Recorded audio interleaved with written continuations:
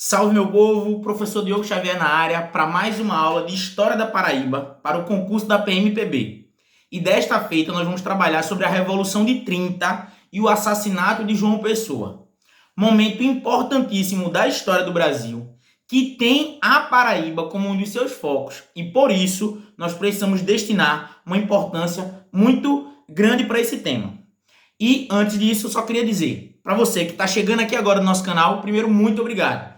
Batemos 2.000 inscritos no nosso canal. Um canal que começou ainda esse ano, que está crescendo nessa produção. Então, eu queria agradecer a você que está nos acompanhando. E aí, o que eu peço?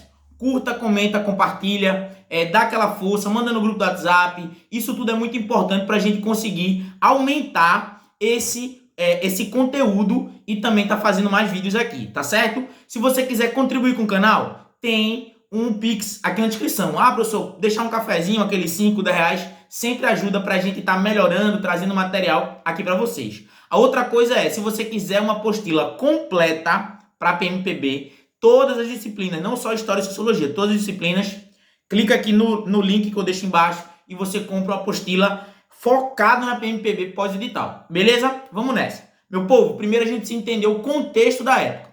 O contexto era de crise das oligarquias. Vamos entender. Eu já fiz um vídeo aqui falando sobre coronelismo, oligarquia e cangaço. Se não assistiu, volta para assistir. O que acontecia nesse momento? Mais especificamente no ano de 1930. No ano de 1929, voltando um ano antes, acontece a crise da Bolsa de Nova York, que acaba por ser uma crise mundial. Como isso se rebate no Brasil? As pessoas vão deixar de comprar café. Não as pessoas, os países, eles deixam de comprar café. E aí o Brasil sofre com isso. As elites, vamos lembrar, cafeeiras, as oligarquias cafeeiras, elas vão perder força, elas vão perder importância. Com isso, nós vamos ter uma crise que se instaura e permite que uma chapa de um gaúcho, Getúlio Vargas, e um paraibano, João Pessoa que era presidente da província da Paraíba. Vamos lembrar que era assim que se dava o nome do governador da época. Então vamos lá. Sempre que você lê isso, muito cuidado. João Pessoa era o presidente da província. Ele era, trazendo para os dias de hoje, o governador da Paraíba. Beleza? Então, ele se candidata.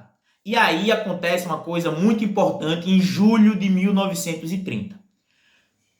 João Pessoa e Getúlio Vargas perdem as eleições para Júlio Prestes. Obviamente que naquela época as eleições elas eram completamente fraudadas. As eleições elas eram manipuladas totalmente. O que vai acontecer com isso? Júlio Prestes ganha as eleições, ainda não tomou posse. Vargas e João Pessoa perderam, mas ainda são lideranças políticas. Júlio Prestes, Washington Luiz é o candidato, Washington Luiz é o presidente da República, ainda em exercício. Júlio Prestes ganhou, mas não tomou posse. Em julho de 1930, João Dantas vai matar João Pessoa. Isto é um fato muito importante para a gente entender o que, quando João Pessoa é assassinado, e aqui eu digo de cara, os crimes têm uma relação com um crime passional, inclusive, que João Pessoa manda invadir o escritório de João Dantas, depois ele revela ao público questões pessoais de João Dantas que tem a ver com questões do casamento dele, com troca de cartas. Mas o mais importante é que quando João Dantas mata João Pessoa na confeitaria Glória, em Recife, este assassinato é utilizado politicamente por Vargas e por toda a oposição. Por que isto é importante? Quando João Pessoa é assassinado, o que era até então vice, o que toda a oposição vai dizer? Isto é um complô das elites cafeeiras, do Partido Republicano Paulista com o Partido Republicano Mineiro, que não permitem nenhum tipo de oposição. O corpo de João Pessoa vai ficar sendo exposto em todas as capitais do Brasil, até ser sepultado no Rio de Janeiro, que vamos lembrar era a capital do Brasil. Então ele faz uma peregrinação. Essa peregrinação do corpo de João Pessoa é o quê? é uma campanha política que vai gerar uma comoção nacional e uma ideia de que as elites, elas se utilizaram da força mais brutal, o assassinato, o homicídio, para extirpar a oposição. Então, a morte de João Pessoa, e muitos historiadores relatam isso, sem a morte de João Pessoa, é impossível entender como Vargas conseguiu derrotar a elite do Brasil naquele momento. É impossível. Por quê? Porque as elites eram muito poderosas há pelo menos 40 anos. E como é que você consegue adquirir a relevância nacional? Você vai dizer que houve fraude, isso houve mesmo, e de que a morte de João Pessoa era um símbolo contra aqueles que estavam impedindo Vargas de tomar posse. E o que vai acontecer? Revolução de 30.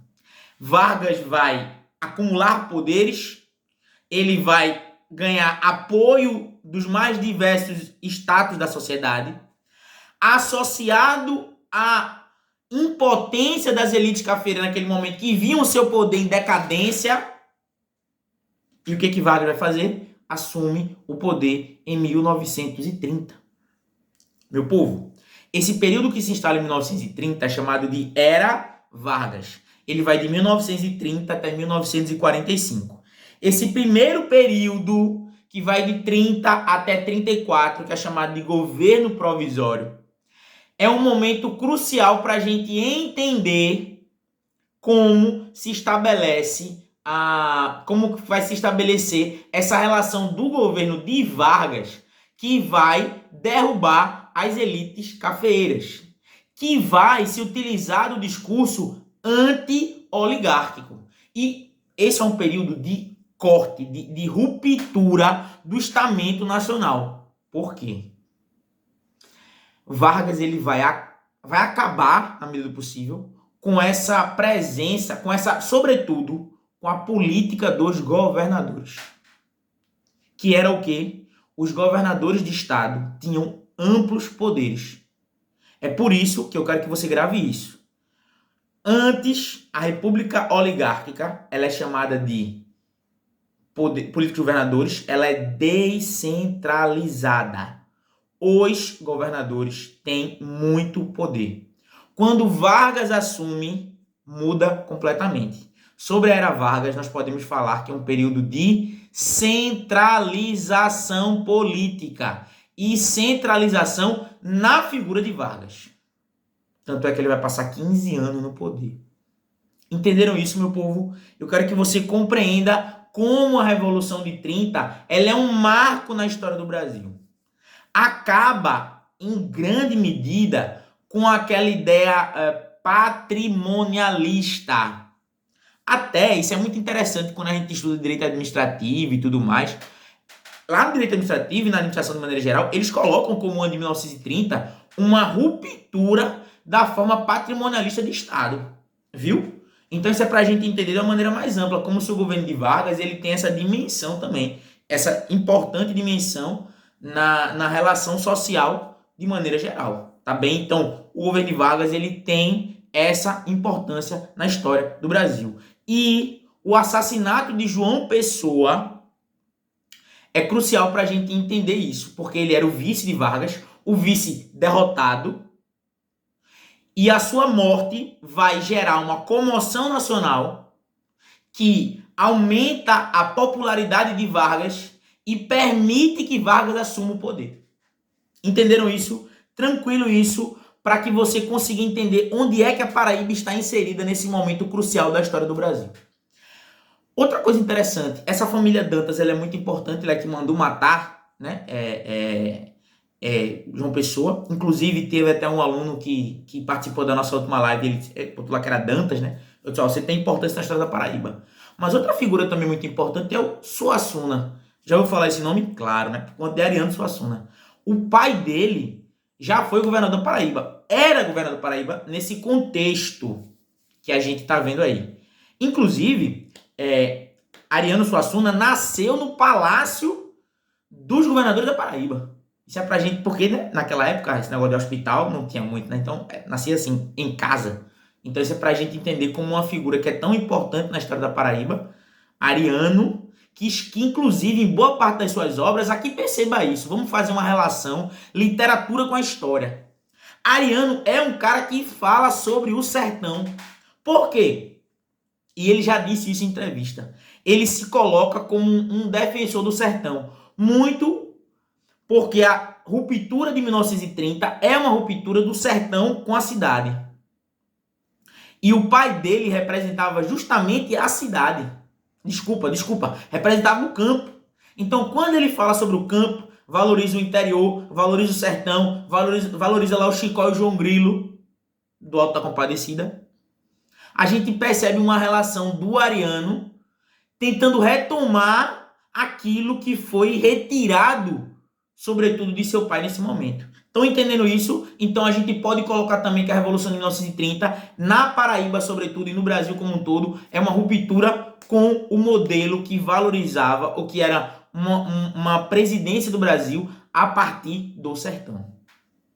Isso é para a gente ampliar o nosso conhecimento e a nossa percepção da realidade. Tranquilo, meu povo? Beleza? Curta, comenta, compartilha. Chegou até aqui, não curtiu o vídeo, pelo amor de Deus. Compartilha esse vídeo e muito obrigado pelos 2.000 inscritos.